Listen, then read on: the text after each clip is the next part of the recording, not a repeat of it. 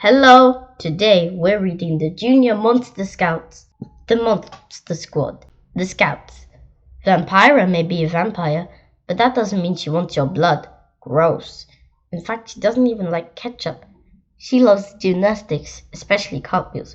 Her favorite thing is hanging upside down, even when she's not a bat. She loves garlic in her food and sleeps in past noon, preferably the nighttime over the day. She lives in Castle Dracula with her mum, dad, Dracula. Her aunts are always there to brush her fangs and clean her cake. Wolfy and his family live high in the mountains above Castle Dracula, where they can get the best view of the moon. He likes to hike and play in the creek and gaze at the stars. He especially likes to fetch sticks with his dad, Wolfman, and goes on family pack runs. Even he has to put up with all his little brothers and sisters. He's howling when he tries to talk. Mum says he has his father's fur. But boy, is he proud of that. Frankenstein has always been bigger than the other monsters. But it's not just his body that's big, it's his brain and his heart as well. Plenty of hugs and smiles to go around. His dad Frankenstein is the scoutmaster. One of Franky's favorite things is his well-worn Junior Monster Scout handbook. One day Franky's going to be a scoutmaster like his dad, but for now he wants a puppy. Dad says he'll make Franky one soon. Mum says Franky has to keep the workshop clean for a week first. Chapter 1. Wolfy took a deep breath. He looked to the sky. He leaned way back and let out the biggest, longest howl he could. It was a very good howl. It was such a good howl that it went right past the forest, over the covered bridge, through the village, and all the way to the old windmill. That's a good one, said Frankenstein. I'll bet they could hear that howl all the way to the castle, said Vampyra. Thanks, said Wolfy, who was very proud of himself. Today was the Junior Monster Scout meeting, and Wolfy wanted to earn his howling merit badge. In fact, Wolfy's howl was such a good howl, it's right through the open windows of the old right into the ears of Baron Von Grump. Baron Von Grump was always grumpy. Everything about him was grumpy. Even his eyebrows were grumpy. They're like two big, black, bushy, grumpy caterpillars crawling across his forehead. They were even blacker than Edgar, his pet crow. What's that noise? That sounds like a howl. I'm a monstrous howl. Oh, how I despise those wretched monsters! Edgar howled, hopped onto the windowsill and peered out the village. Caw! Edgar did not like monsters either. Baron Von Grump did not like noise. Baron Von Grump did not like anything really, playing his violin and making plans. Baron Von Grump loved making plans. He loved that almost as much as he loved playing his violins. So you see, Baron Von Grump loved two things, and everything else he did not. Okay, he loved Edgar too. Three things. Baron Von Grump loved three things. Baron Von Grump looked out the window, glared at the village. Edgar glared with him. Today was the village cheese festival, and all the villagers was busy setting up. Look at them, he said, smiling, talking, singing. Why, they're even chewing gum! I cannot stand when people chew gum, or sing, or talk, or smile. These villagers are almost as bad as those miserable monsters. See, Baron Von Grump did not like anything besides making plans and his violin and Edgar. With all the noise, Baron Von Grump couldn't concentrate. If he could not concentrate, he could not play his violin. He would be even grumpier than the grump he already was, and that is a lot of grump. I have a plan, he said with a sly smirk. Caw, said Edgar. A plan? This made Baron Von Grump happy for 1/2 of a second. Make a smile. Just a little one. Barely twitch the corners of your mouth. Now stop. That's how Baron Von Grump was happy. That's not very long, was it? Edgar hopped on Baron Von Grump's shoulder. Baron Von Grump slammed his shutters closed. He knew just what to do to get rid of all those smiling, talking, singing, gum-chewing villagers. He knew just how to chase them away. Chapter 2. Just as Wolfy was getting ready to howl again, he heard something. He stopped. He listened. Wolfy was a very good listener. He had ears like a wolf. He is a wolf. It sounded like someone was crying. It did not sound like a good cry when you get a new puppy or some ice cream and you're so happy that you cry. No, this sounds like a sad cry. Hey, said Wolfy, I hear someone. Wolfy followed the sound of the crying. Vampyra and Franky went with him. The crying led them down past the graveyard, along the crooked trail, and right to the edge of the gloomy wood. A little boy sat by the side trail. It was Peter, the piper from the village. He was crying into his hat. What's wrong? Asked Wolfy. Peter jumped. Don't eat me! The junior monsters looked confused. Stop reading and look at the nearest person, and I'll say, Don't eat me! They look confused, don't they? Giving a funny look. That's the kind of look the junior monsters gave Peter. Because you're monsters, said Peter. Monsters eat people, right? We're friendly monsters, said Franky. Friendly monsters? Peter asked. The story doesn't say anything about friendly monsters. That's just it, said Vampyra. They said, the only stories, that's a Baron Von Grump made up all those stories about us, said Franky, and everyone believed him. Certainly not scary like in the stories. I've never met a real monster before. We're not just monsters. We're junior monster scouts, said Wolfy. Why are you crying? I was playing a song on my flute, and when I turned around, my shadow was gone. Cheer up, said Franky. We'll find your shadow. Behind the book, he looked on the rock. Have you checked your pocket? Oh, hey, I found it. Look, there it is. He pointed to Peter's shadow stretching out next to him. Not that shadow, Peter said. My kitten. Her name is Shadow. Peter was very sad. Wolfy, Vampyra, and Franky did not like seeing anyone sad. Don't worry, said Wolfy. We'll help you find Shadow. You will? Said Peter. He wiped his tears away. We sure will, said Franky. By paw or claw, by tooth or wing, junior monster scouts can do anything, said Vampyra. We'll find Shadow by following her scent. Pointed to his nose. I'm very good at sniffing things up. Shadow likes to sleep in my hat. Maybe that will help. Wolfy sniffed Peter's hat. He sniffed the air. He sniffed the ground. He sniffed the air again. I have her favorite toy, said Peter. The little stuffed mouse. Wolfy sniffed that too. Aha! He had Shadow's scent and he had the trail. But he did not like where it led. Shadows went in there, the gloomy wood. Peter gulped. Franky shivered. Vampyra squeezed her eyes shut. The gloomy woods were dark and spooky and very, very gloomy. That's why it was called the Gloomy Woods. You might think monsters would like dark, spooky, and very, very gloomy things. That's just another story. They only like kind of gloomy things, not very, very gloomy. It'd be bad if we go in together. It wouldn't be so bad if we go in together, said Wolfy. He took one step towards the wood. He was nervous. I have an idea, Vampyra. I know a way to make the gloomy woods not so gloomy. How? Asked Franky. I don't think anything can make it less gloomy. Peter, said Vampyra. Did you say you play the flute? I do, said Peter. I can play lots of songs. Why don't you play us a song? Asked Vampyra. Peter picked up his flute and played the song. It was a cheery, happy song. It worked.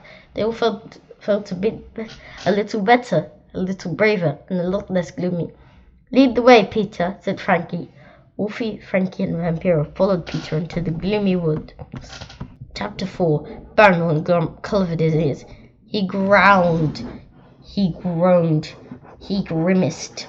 Why is everyone so loud and happy? Why, he even heard the villagers say good morning to another villager just a minute ago.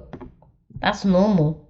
Every villager was out and about, young and old, waving little cheese flags and wearing hats made of cheese wheels. Parade on a wagon piled high with cheese, yellow cheese, pink cheese, cheese with holes, square cheese, round cheese, cheese. I'm crazy with all that noise, he said to Egg. I was to practice my violin with them making such a racket. And oh, the stench, the horrible, terrible stink of their cheeses. Grump pinched his nose with close. But I have a plan. I know just what to do. Caw, said Edgar. Baron Von Grump went down the stairs of the old windmill, all the way to the basement. Edgar flew down the stairs, leading the way. Baron Von Grump hardly ever went down the basement. He lived in the top of a roof with a very old, very rickety, very crooked windmill. The basement was dark and damp, filled with rats, big hairy rats with long pink tails and bright red eyes. Grump lit a candle. The rats blinked. There were lots of rats. There was a little. Hey, says a very big rat, munching on a wedge of cheese. Put that candle out. The rats did not like light very much. How would you like all the cheese you could eat? Asked Baron Von Grump. Like cheese, look, they like cheese more than they like light. The rats listened to what Baron Von Grump had to say. Baron Von Grump said there were lots of cheese in the village. He said each house was filled with cheese. The rats could have all of it as long as they chased the villagers away and chewed their cheese quite up to the rat. The big rat called all the other rats together. Baron Von Grump's off. The rats thought this was a very good idea. Unfortunately, the village was much brighter than the basement of Old Windmill. The village was also filled with cheese. We'll do it, said the big rat. He swallowed his wedged teeth. He burped. He did not have very nice manners. Baron Von Grump smiled. It was a very small smile. A crooked smile. Certainly not a full smile, but it was something. Soon, said Baron Von Grump, those villagers will be gone, and I'll finally have some peace and quiet. I will finally be able to play my violin without all that cheering and chattering and cheese stink. Chapter 5. The gloomy woods were very, very dark. So dark the Wolfy, Vampyra, Franky, Peter could barely see their own hands in front of their faces. The gloomy woods was also filled with trees. Lots and lots of trees to walk right up into. To trip you up. The gloomy woods was a dangerous place. Ouch! Said Peter. A branch knocked his hat off. Oof! Said Franky. He stumbled on a log. Wolfy and Vampyra didn't stumble or hit anything. Werewolves and vampires can see in the dark. But that didn't help Peter or Franky. Help them, said Vampyra. We can be their eyes, said Wolfy. Wolfy held Peter's hand. Vampyra held Franky's hand. Now they could walk through the gloomy woods. Wolfy sniffed the air. Shadow is close. She might be scared of you at first, like I was. She might hide from us, Franky. Peter can help with us. His music helped us feel not so gloomy. Help Shadow feel not so gloomy. Good idea, said Peter, who played another song. He's finished this song. He put the flute away. The junior monsters waited and listened. A soft meow came from somewhere in front of them and above them. Did you hear something? Asked Franky. That's Shadow, said Peter. Meow. Shadow's in one of these trees. Which one? Peter asked, but he could not even see one tree, let alone the tree that Shadow was in. Close your eyes. Close them tight. Now look for a kitten. You can't see one, right? You can't see anything. That's how dark it was. I think I know a way to find out which tree Shadow was in, said Vampyra. The village was filled with rats. Big rats, short rats, thin rats, long rats. Rats scampered down the street. They crawled into the houses through windows. They slid down the doors. They hopped onto roofs and dropped down the chimneys. They twitched their pink tails and grinned with their yellow teeth. They ran everywhere, and everywhere they ran, the villagers ran too. This is great, said the rats. So much cheese. Now, mind you, the rats weren't hurting anyone. They certainly did not want to overly upset the villagers. What they wanted was cheese, and Baron Von Grump had been right. There was a lot of cheese in this village, but the villagers did not know what the rats wanted. Stopped to ask the rats what they had coming through the windows and down the chimneys, and why they were on the village street. They ran in circles. They climbed the top right, and they stood on chairs. There's too many of them, said the villager. We'll never get rid of them all, said another. They're eating our cheese, cried a third villager. Everyone, said the mayor, shouting through a very long, loud ball. Gather your things, pack your bags, collect your children. We must leave this village. Baron Von Grump clapped hands to each other to the window and watched. My plan is working. The cheese-eating, song-singing, gum-chewing, happy village gone. Play, play, play my violin without any distraction. He spun in a circle, jumped and clicked his heels together. Gus sat on the edge of a raft and bobbed his head. Caw-caw! Yes, my friend, said Baron Von Grump. The sooner the better. He did not like the villagers' panic-tolerant shouting, but definitely did not like the mayor's bullhorn. Baron Von Grump slammed the shutters closed again. He stumped to his favorite chair, down and opened his violin case. He blew off the dust and the cobwebs and lifted them into his chin. He played the bow on the string. He closed his eyes and drew the blow round the seam. It made a terrible screech. "Caw!" shrieked Edgar. He flew straight to the window and into the closed shutters. "Well, of course it's not tuned," growled Baron Von Grump, waving his bow. "I'm supposed to tune it when I can't even hear myself think." Edgar shrugged his wings. Baron Von Grump shoved his violin back into the case and slammed the lid closed. Since Vampyra was a vampire, she had a few special powers. One of her powers was being able to turn into a bat. If Vampyra turned into a bat, she could see better in the dark, and she could fly up the tree and see which one's shadow was in. Franky and Peter thought this was a very good idea. "Meow," shouted Shadow. Close her eyes. She wrapped her cape around her body. 1, 2, 3, and then poof! Vampyra turned into a bat. She fluttered and flapped and flitted around the others. Being a bat was fun. She was close to earning her Scout Flying Merit Badge. "Do you see her yet?" "Not yet," said Vampyra. Vampyra flew above their head. She flew high and high. It was the top branches, darker there. Mountain, lots of views. But as a bat, Vampyra could see even better. "Meow, meow," said Shadow. Vampyra was getting close. She soared and swooped and flew around the branches and tree tops. "I see her," she said. Vampyra flapped her wings and got closer. Sure enough, Shadow was curled up on the branch right over their heads. "You certainly do look like a shadow," Vampyra said to the black kitten. "I almost didn't see you." Shadow arched her back and stared at Vampyra the back. The grub then looked around. She hissed. She hissed. She blinked her green eyes. She wanted to jump too far, and she was scared. "It's okay," said Vampyra. She flashed her batty smile. "We'll help you get down." "Meow, meow." Vampyra flapped back down to her friend. She fluttered in the air. Wings became cape, and 1, 2, 3. Her body changed from bat to girl. "Wow," said Peter. "Wish I could do that."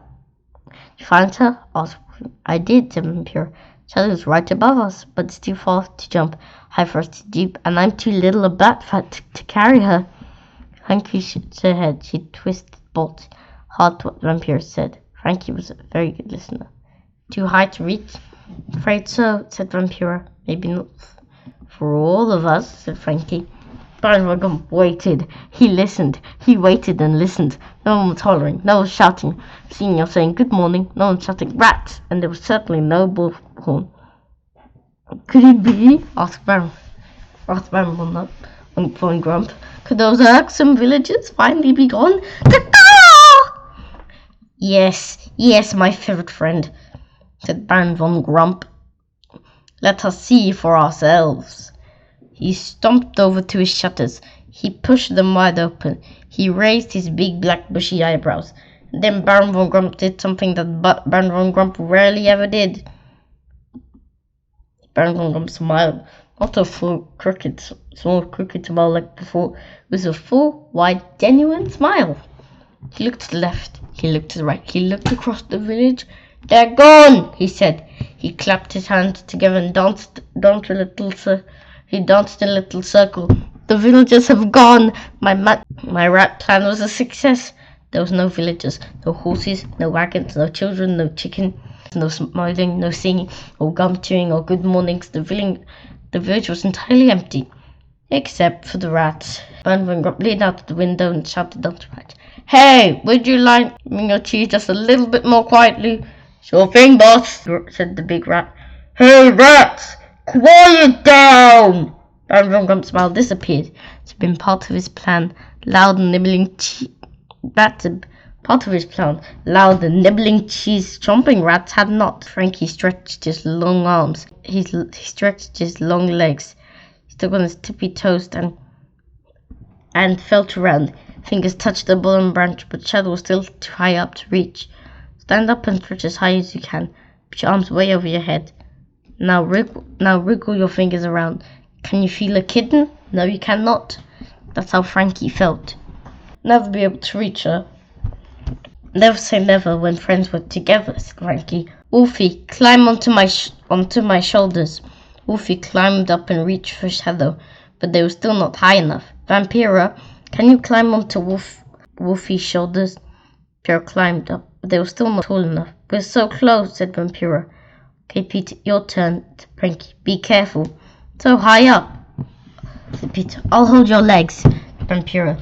And I'll keep her steady, said Franky. We won't let you fall, said Wolfy. A junior monster scout is always careful and kind. Well, okay then, said Peter. Climbed up Franky, up Wolfy, and up onto Vampyra's shoulders. A little to the left, led Peter. A little more, almost there. Peter's fingers touched off her. That's it, said Peter. Meow, said Shadow. Peter gently lifted Shadow off the branch to climb back down. From back Vampyra's shoulders and onto Wolfy's head. Ow! Howled Wolfy.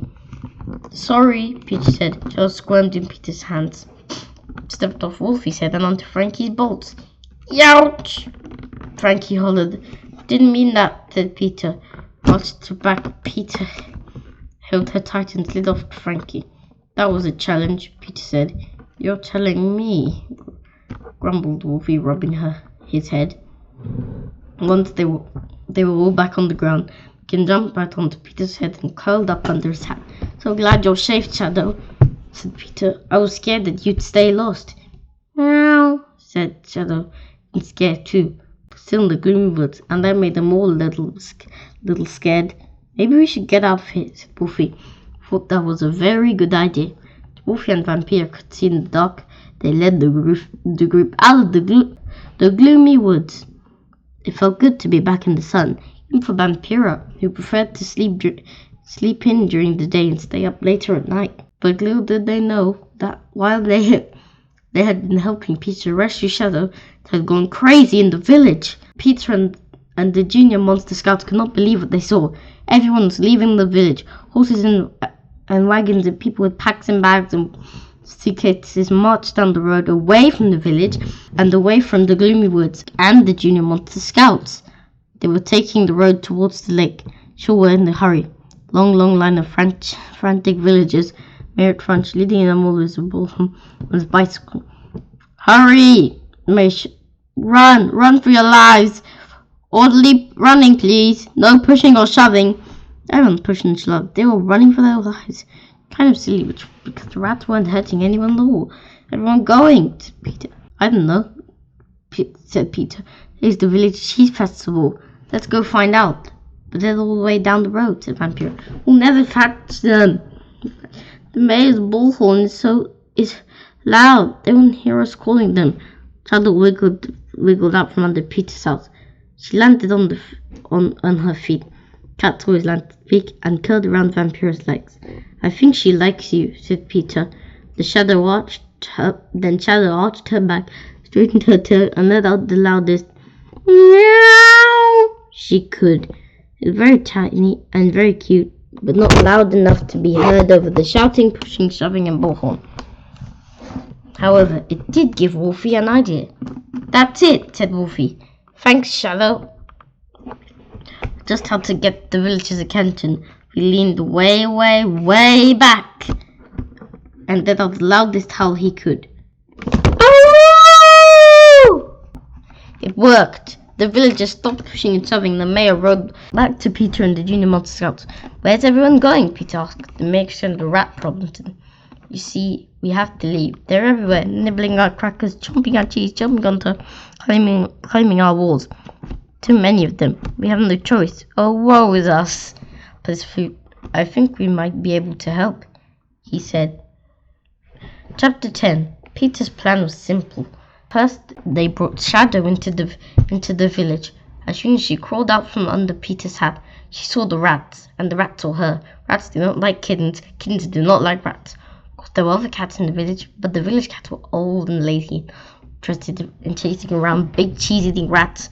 The cats could curl up in the sun and swish their tails about, but Shadow was young and full of Been very much interested in chasing about the cheese-eating rats. Their cheese ate each other, hissed, shrieked. Baron Von Grump had not mentioned anything about the kittens, the rats. Promised cheese and lots of it.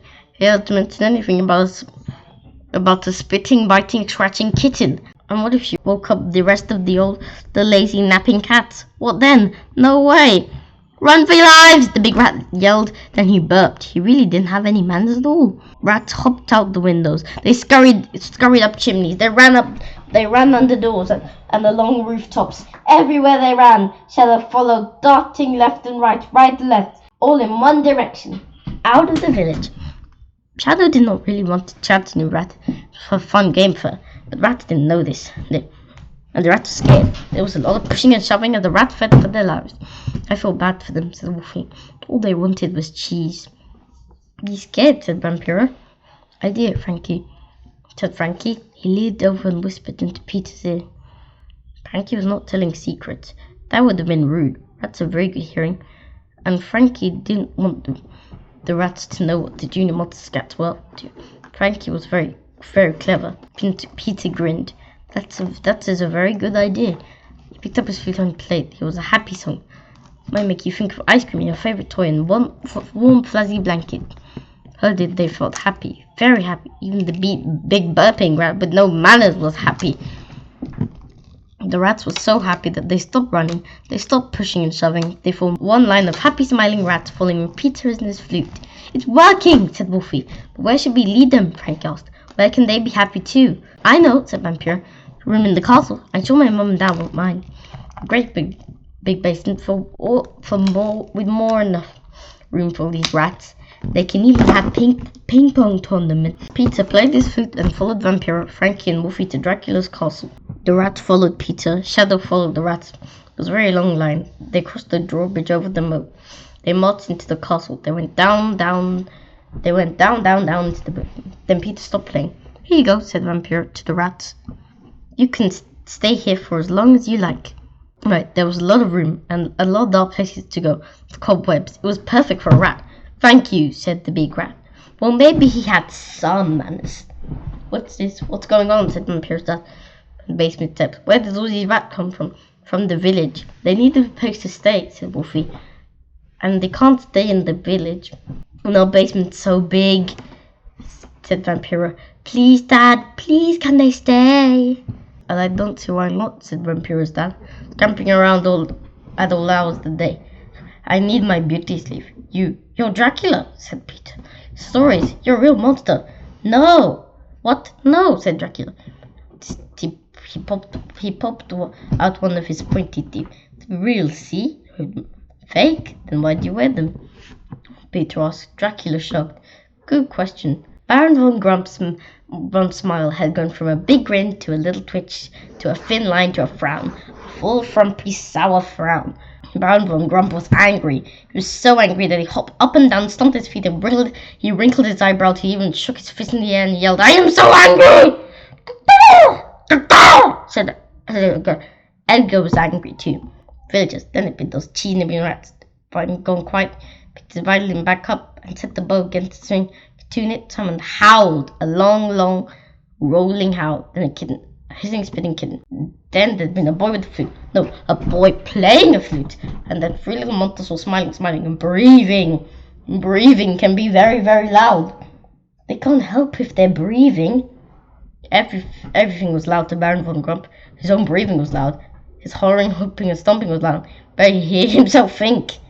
With the rats gone, the villagers would move back in. But back there would be more smiling and singing and grunting and good mornings, and there would be laughing and breathing and good cheer. I am so angry! Roared Baron Von Grump, pacing and stomping around. See, he was really, really angry. Times you're really angry. But when he had to go to bed, and the line would be to kill you before you go out to play. Probably when you're angry, right? Well, even angry, 100 times angrier. Maybe even a zillion times. Said the angry. Stop calling! Called the Baron Von Grump. His fist like that, stomp some more. Edgar's eye tinkled mysteriously. Da! He flew up top raft and stayed out of Baron Grump's way. Da! Yelled Baron Von Grump. He stuffed cotton in his ears and slammed his shutters closed. Angry he was. Chapter 12. The villagers, however, were not angry. There was lots of smiling, lots of singing, lots of good cheer. There was even lots of gum chewing. These villagers really like gum. After the rats was settled, Franky, Wolfy, and Vampyra walked Peter back to the village. Everyone was gathered in the square. Peter, said the mayor, you led the rats out of the village. You saved the day. I'd like to give you a medal. Peter was proud. Thank you, he said. But what? But I didn't do it alone, said Peter. He called his friends over. Wolfy, Vampyra, and Franky all helped. We shaped the day together. Forget Shadow. Shadow, said Wolfy. Meow, said Shadow. But they're monsters. The villagers behind the way. Scary, said village. He grabbed food. Don't eat me! His hat down his face. They all need you, said Peter. They're not scary. They're nice monsters and they're my friends. These junior monster scouts help me find Shadow, and they help me lead the rats out of the village. Monsters, said the mayor. Helping?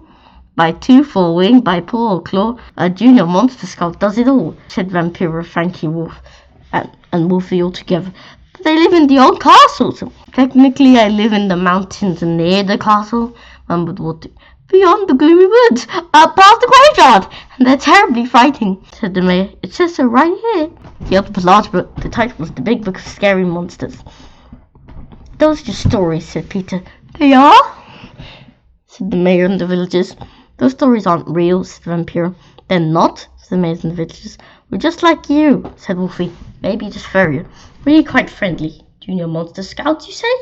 That's right, Vampyra. We help you and take care of the environment and learn new things. The mayor scrunched up his eyebrows. He twisted his mustache. He looked from the book to the monsters and then back to the book. A smile spread across his face and he tossed the book into a nearby haystack. Well, it sounds to me like we need 4 medals. Forget Shadow, said Franky. No, said Shadow. 5 medals. 3 cheers for the junior monster scout, said Peter. Hip hip hooray! Hip hip hooray! Hip hip hooray! Chapter 13. After the celebration, Wolfy, Vampyra, and Franky said goodbye to Peter and Shadow. We have to get home, said Wolfy. Tonight is our junior monster scout meeting, said Franky. But we'll be sure to visit you, said Vampyra. They crossed the covered bridge that led out of the village. They passed the gloomy woods. They climbed the hill where Wolfy had practiced his howling. They marched past the old graveyard back to Castle Dracula just in time to grab their junior monster scout merit badge sashes and to make it to their scout meeting. So what did you do today? Asked Franky's dad, Vampyra. He took turns to tell us how they helped Peter find each other and how about leading the rats out of the village and into my basement, mumbled Dracula. Sounds like great teamwork, Wolfy, Dad, Wolfman, and these 3 teamwork merit. You 3 earned your teamwork merit badge. Really? Asked Wolf. You did? Wolfy asked Vampyra. Frankenstein opened the door. Junior Monster Scout Handbook. Work together to do something you could not have done individually. Wolfy, you let everyone through the woods to Shadow. Vampyra, you flew up and found the branch he was on. Man, and Franky, you used your head and your height. Could all get Shadow out of the tree. Top of that, the 3 of you made a new friend, a human friend. Congratulations, junior monsters, said Frankenstein. He pinned the new badges on their uniforms. One more thing, said Dracula. Wolfy, that was a great howl. I heard it all the way from the top of my castle. Someone earned their howling merit badge, said Wolfman.